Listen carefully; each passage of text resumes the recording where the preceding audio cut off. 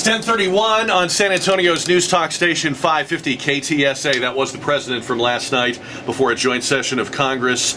You are on Gang of Four right now on 550 KTSA. Steve Hilbig, Stephen Stoli, and our good friend over here who's been on Gang of Four since the beginning of Gang of Four. Day one. And weren't you on like Meyer. the second one, Steve? I think, yeah, he punished me. I waited till the third or fourth. This is like the You're one of our charter members. nursing home version Oh, of the come Gang on. of Four. No, not at all. We were all very young back then. I didn't say the Alzheimer's unit. I just said nursing home. We're all still very going. young. All right, the situation is urgent. We need this bill passed now. Is everything in politics going to be this way now? Is everything going to be a five-alarm fire, an emergency?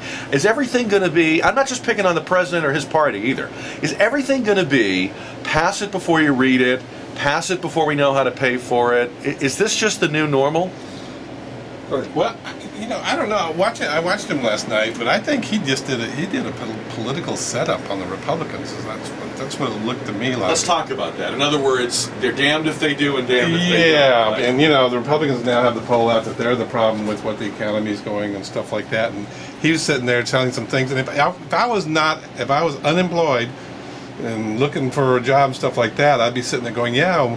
How come the Republicans aren't standing up and clapping? Don't they want us to have jobs too? What's wrong with it? So I think politically, he probably... Also, if he knows that they're not going to pass it, then what he's really given himself is the makings of a stump speech for the next several months, where you go around saying, hey, I tried. I gave them a plan. I begged them on my knees to pass it, and they were not interested. See, but I think there's a flaw in that argument, maybe not how the people will perceive it, and that is what I was saying earlier. It's no, you didn't, because you said it's going to get paid for, and then you tell Congress, go figure out how to pay for it. If you had a plan, your plan would have included how we paid for it, and it does not. And so I mean, he can try it, and I've already heard the news, one of the news channels that says, yes, you know, Obama's got the Republicans in a corner because if they don't pass it, then they're to blame. And it's like, how? Well, you don't believe that people will see it that way. You have faith that people will see through, in other words, what he's trying to do? Well, I have faith that people understand that, no, you don't have a plan. You have a proposal, and you want somebody else to go fill in the blanks. Okay. The Stephen, big you're thing saying, is to pay for it. You're saying that may be how it is, but you don't think people will... You think people will stop at the point where they recognize one guy wanted me to have a job and the other guy didn't care. Well, you got 14 million people out of work, but they also have relatives, wives, kids, all that kind of stuff, so you have to expand that out. And as a marketing guy, I think it was a setup. I think he did a political setup. But do you think it'll work? I think is Jack's question. Do you think that people will buy it? For the moment, it looked good. I'm talking about to the people who don't have jobs, the people whose companies are going down the tube, who are folding. You know, it looked pretty good. Yeah, but see, and again, the deja vu all over again. So didn't we have a stimulus bill to do jobs, and we paid totally $400 billion? And see, I think that's what detracts from his plan is that well, wait, we've heard this before. Where are those jobs? Oh, but don't you know, Steve, that there'd be far more unemployed people?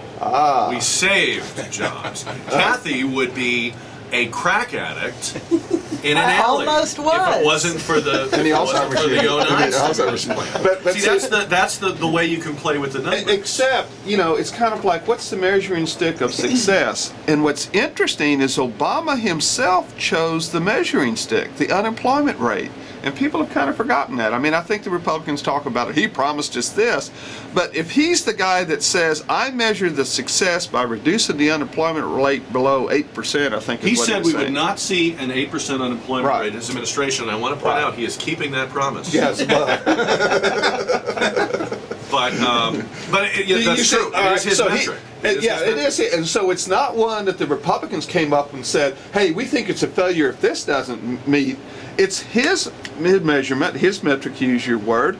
And so, again, it's like, I think that people, first time around, you know, fool me once, shame on me, shame on you, fool me twice, shame on me. And I really think it's almost that situation where he's proposing the same thing and says, trust me, it'll work this time. But if it doesn't, it's these other people's fault, because it's not going to get passed if you haven't figured out a way to pay for it, because I think the public doesn't want to include any more deficit. And to add this deficit on top of what we already have, I think they're going to be more worried about that than the job. Well, Kathy, and do you I'm one agree of with that? those- That people will only see, oh God, here they go spending more money. Well, I don't know that people are really listening. I don't. It'd be interesting to me to know what the common man is interpreting, because you don't hear much Ask about me, that. I'll tell you. Well, I am the common I'm man. sorry, you're above average from the common man. Thank But you. I mean, you've got to look at one, who's voting, because that's who they're pandering to. Who's going to show up at the polls and put me back in office? The part I don't understand, and I consider myself slightly above average, is when they talk about creating more jobs. I'm with Stephen. What are the jobs? What specifically are we talking about? Technical jobs? Are we talking about road construction By jobs? the way, when did politicians start giving us our jobs? I didn't get this job from whoever the governor was when they agree. hired me, or whoever the president was when they hired me. I didn't send a thank you note to the government when I got a job. When did we allow? I was listening to these Republicans do it the other night. I created jobs in my state. No, my state created more jobs under me. What is Well, that? and they're not. If you look at it, they're not creating jobs. Companies are moving around from state to state, and they're just moving jobs. New jobs. I don't see a lot of new job creation. I see a lot of new job shift. Good point.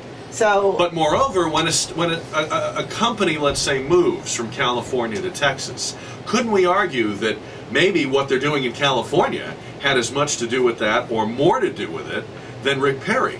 Because in California, they're chasing those companies out of the state with high taxes and regulation. we're not arguing that. I agree. So in essence, but I mean, for Obama to say, I'm going to create jobs, for Rick Perry to say, I create, this is a very phony language. Well, And we've I think all everyone. fallen into it. Well, no, I think people are being imprecise in that I think government does not create any jobs.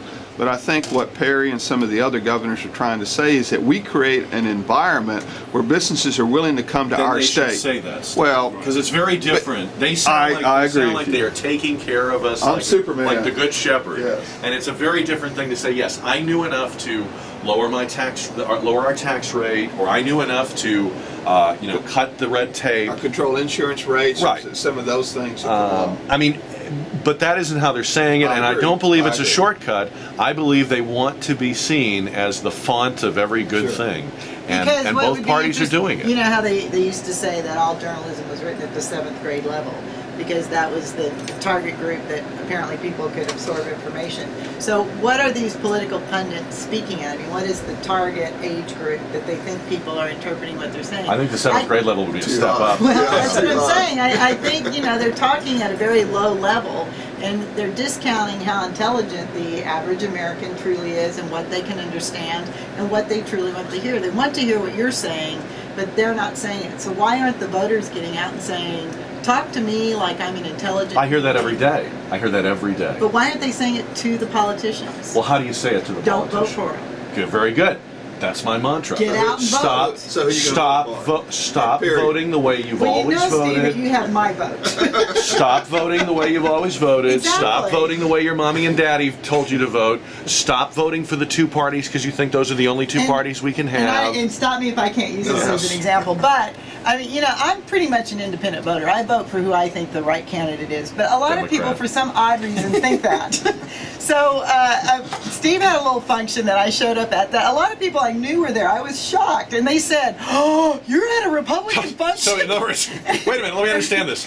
You were at an event that people who know you didn't Yes, expect you to be exactly. at, and you didn't expect them to be there. Oh, I didn't care who was there. I went just because I like the candidate. Yeah. But it was amazing to me that their comment was, That's funny. Well, would you vote for him? And I said, well, first of all, none of your business who I vote for. Right. But secondly, yes, he's the best candidate for the job. Right. And thirdly, I vote for the best candidate. Right. And these are You're very an intelligent exception. people that a lot of them have known me a long time, and it never occurred to them that you can cross party lines and vote. And I appreciate that, but the difference is a lot of times people aren't engaged enough to know the candidate. You're willing to do that because you and I have a relationship. We've known each other for a long time. Sylvia, I didn't mean it that way. And I love Sylvia more than I love you. They know each other through this show.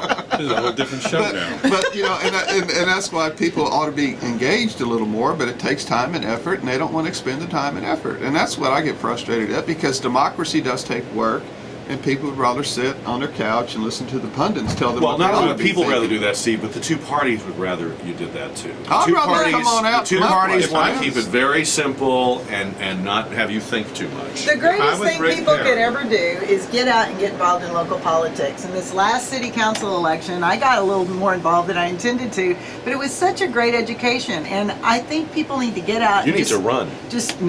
Start at the local level and really see what goes on. What were you going to say, If Steve? I was before we Rick break? Perry, this is what I would say.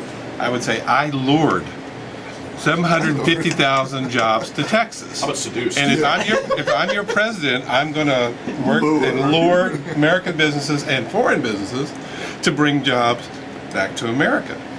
That's what he did. He lured them here. He just happened to be a better talker than some of the other governors. I still think there's too much first person in all of this.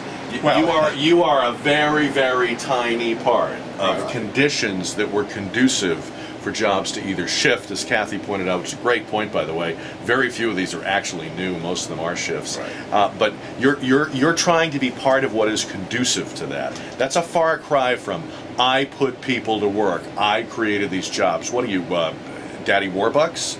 You know. They don't do anything with anybody. The only money they have at their disposal is our money. So I guess we really did it, not them. We're going to talk about that Republican debate and some other things with the gang. But first, 1043, Gang of Four on 550 KTSA. And here's Karen.